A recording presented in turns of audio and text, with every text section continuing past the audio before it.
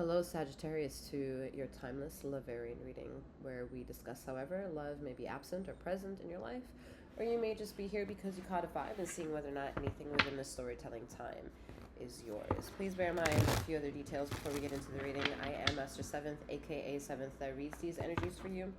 Should you want to know who she is, what she's all about, what she has to offer, her details can be found in the description box below. For some insight, I am a master healer and I provide remote wellness and or tarot intuitive insights. There are other various links within the description box to help you navigate this channel and make your way over to my sister channel. For your convenience, all the content within both channels are timeless messages. Whatever intrigues you, there may be something there within you. The most important element to this reading is to use your discernment and to remember that since this is not a one-to-one reading, using your intuition to take all of that which belongs to you, leave the rest behind as you leave the reading behind. This reading may provide you universal justice, Sagittarius. If you're here being Saggy and Sun rising and or Jupiter position, anywhere else, again, you may be more inclined to find the information over on my sister channel a bit more helpful. You couldn't find the word. All right. So we have 7 of Pentacles. All right. So, oh shit. Okay.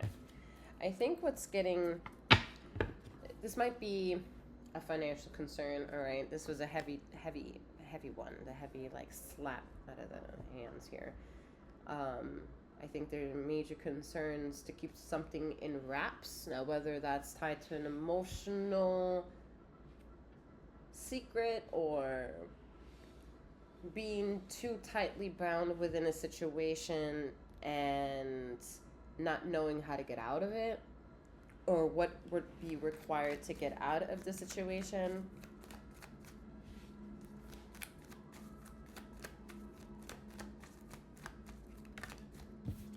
But I see somebody like counting their money, like almost down to the very like cent. It's like a dire situation that they're trying to get out of, and they don't really know how to get out of it. They don't even almost really know how to identify the situation. I think I just said the same thing, right? We have the Knight of Wands. So, yeah, I feel like this pressure is coming in from an energy that you can't really identify.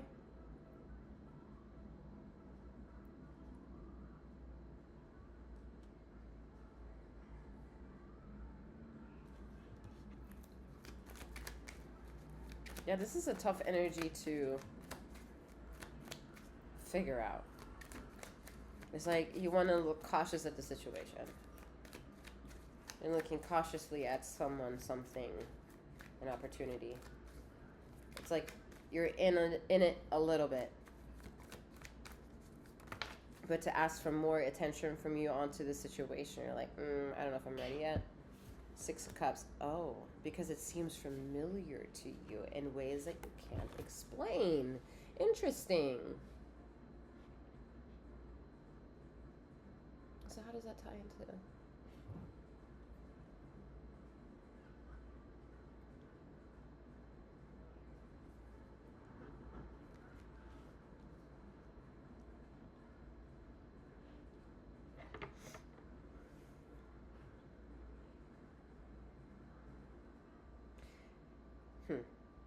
I feel that whatever type of character development you've done in your life, you did it pretty much alone. And then we're talking about this space where everyone may feel alone in this world, yet you conquered something within that world of being alone that has made you very, or is making you very mature. You are not the Knight of Wands in this situation. You are not the one immature. You're more or less wondering whether or not a person or an opportunity is mature enough.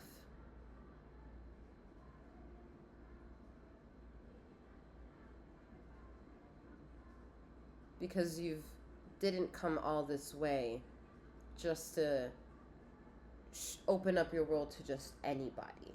And I think that's what you're figuring out That's inclusive of any category of niche that this may be of interest here. Would be like of residency. Because in love, it's about figuring out if this person that you're entertaining or that is making its way to entertain you is worth your time and effort. And then there is figuring out if the opportunity, possible business opportunity wanting to come in, if it's something that's going to, one, make you happy, two, eager to bring into your everyday ritual of some kind, and if you can add it to the workload of other opportunities or things that you have at this time. It's like supplemental income, some opportunity wanting to come outside of the main moneymaker, and whether or not that's something that you can trust. Yeah, I think this deep curiosity and wanting to figure out includes the answer that you probably trust the situation enough to take the risk factor.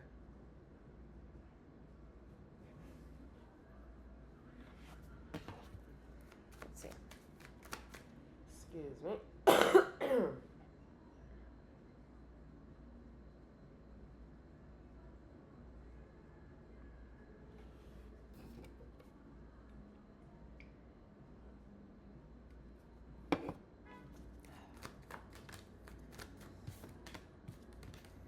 Ten of Pentacles. Yeah, you're not sure how to really trust the situation, if it's going to be profitable for you, but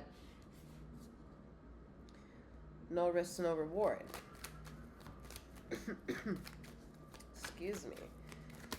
I'm seeing somebody wants to change or consider changing daycares for someone, for a child, figuring out, or also maybe figuring out homeschool versus public school, what kind of schooling, since it's also financially, it's a financial cost, you know. I mean, I'm sure there's other places, but considering I have a lot more footprints here in the United States, it gets a very gray area. Okay. I can see intuitive mommies having a very hard time here figuring that out for yourselves. You have the Queen of Wands, Queen of Swords. So,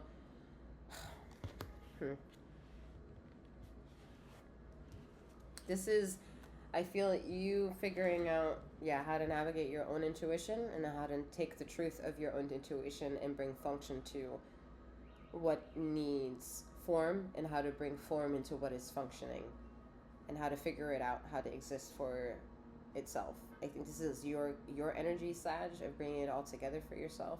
You're diligent to look animosity in the face, and then also look,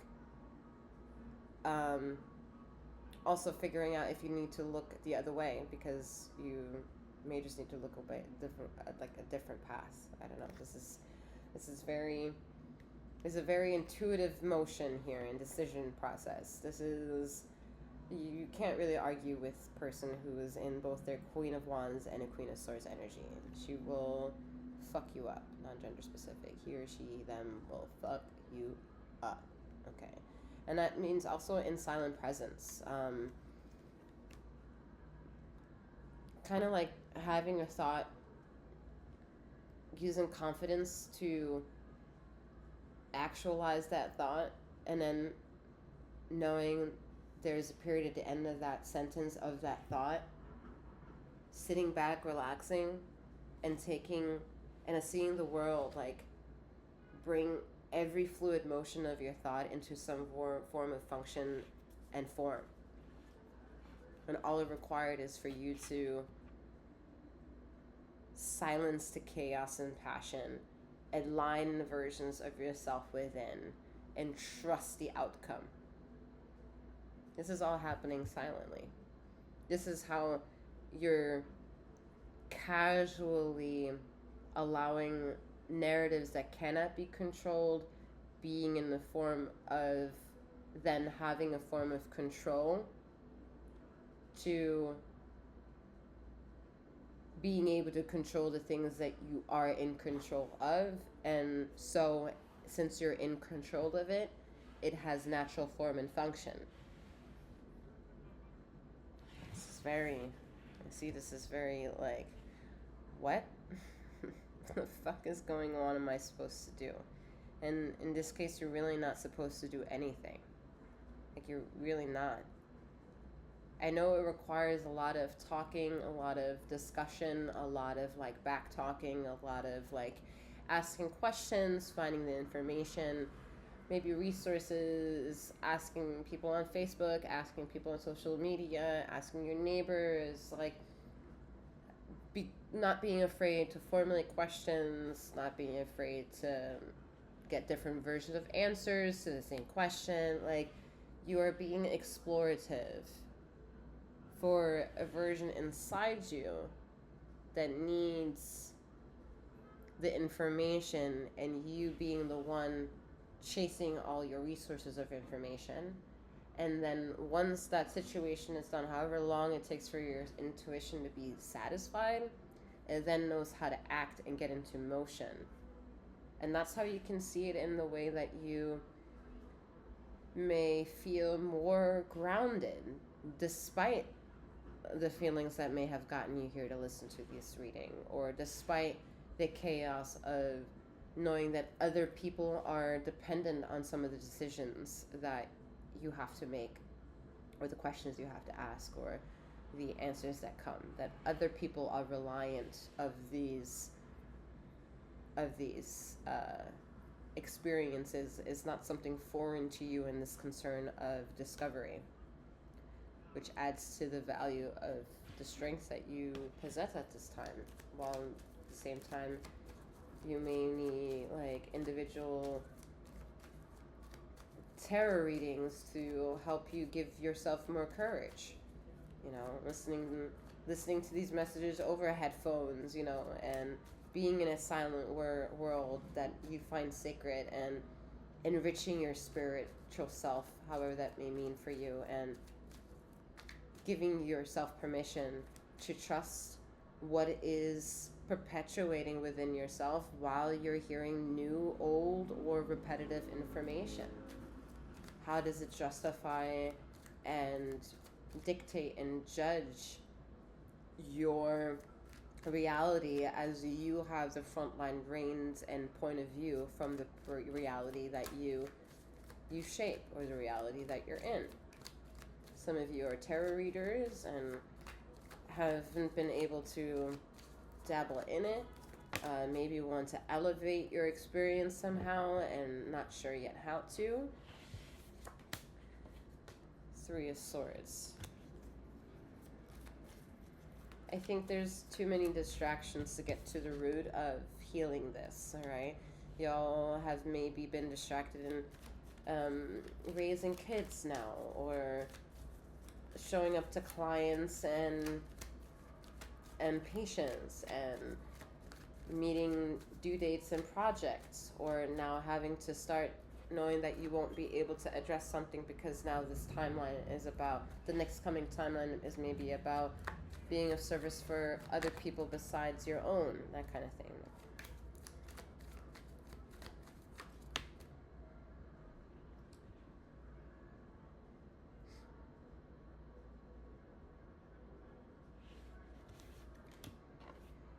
Alright, we have Knight of Cups. So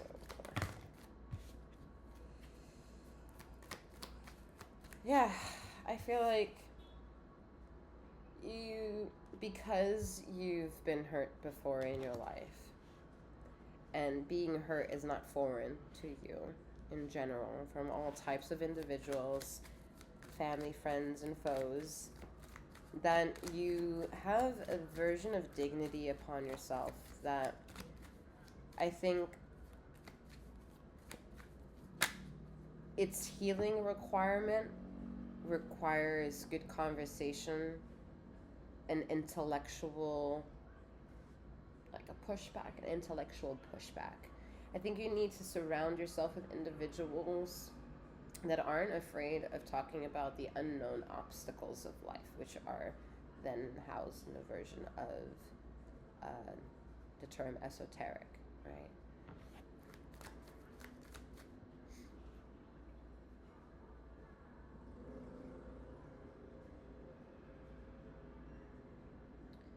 Sorry, as I'm getting distracted.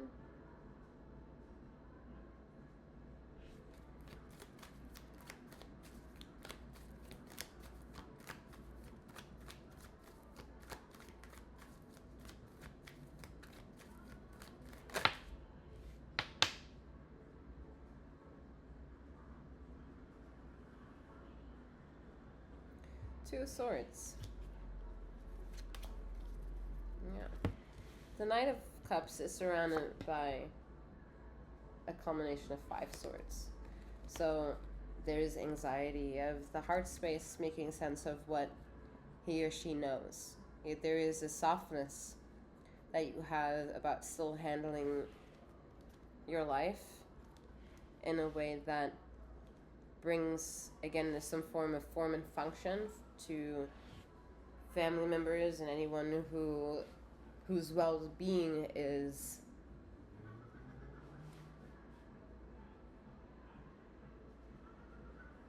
dependent on your well-being, whether that's your pets or children or your atmosphere at work. There are individuals who are reliant of some version of a mood that you're in every given moment, and you're aware of that, and it's a very strong personality, a character trait that I'm seeing. Okay, that you're very diligent and strong when you may not want to be. I think this adds to some of the subtle frustration of knowing what you do know and being able to read and follow along in tarot, dabbling in that world and being open-minded to all that there can be, and then also being stuck with, like, well, how is one supposed to accept the knowing of the all unknowingness of things and then deal with what life is trying to slow you down? Like, how do you make these decisions, and I think it's fair to have strong feelings in that case of worry or concern or anger that things are unjustifiable or the rules change from one district to another. Like, I'm really seeing someone struggling with certain judicial rules that I think you, Sagia, as an individual that can maybe dabble or have a conversation of the esoterics, is struggling to bring a new form of tradition in this timeline.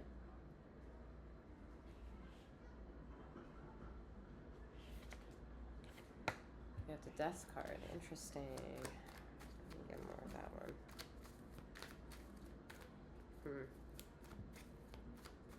I think that may have to do with learning how to let go of that now too. The fact that you may have to make a choice, maybe you have to come to resolve repeating that over and over and over again, that is the choice. Like, you not knowing how to make a choice is the answer. You don't know how to make a choice. So you almost like repeat this mantra over and over and over and over and over and over and over and over and over again to entertain that of which you didn't know or couldn't realize needs to be entertained. So to have enough attention that you get distracted or you stop and you continue your life, that maybe because you affirmed it so much, the concern is not going to pop up that quickly again. I feel like this is what this Death card is trying to say. You could bring death on too. You could bring death on too, feeling like you are stuck within an energy that doesn't include you. You can get alignment, you can get attunement, you can get your resources, and you can get a life that's beautiful based off of hard decisions. Because essentially, there is nothing that human can do that would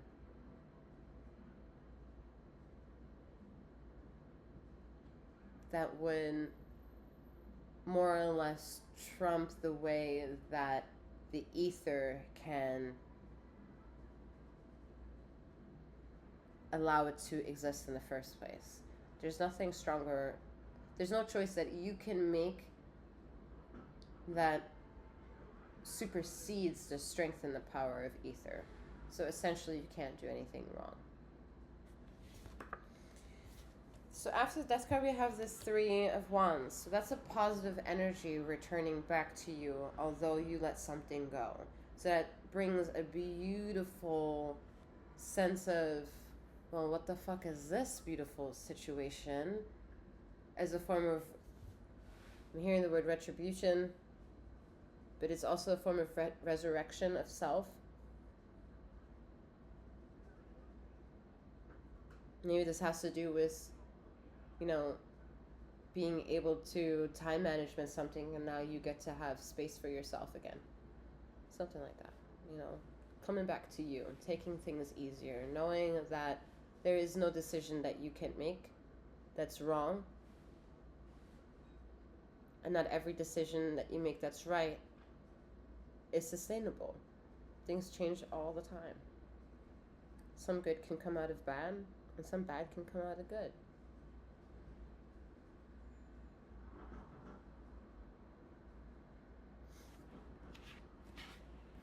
All right, Saji. I'm leaving that where it is. I'm wishing you a wonderful morning and night wherever you are in the ether of time and space. So may you keep flowing, growing, and glowing. Take care.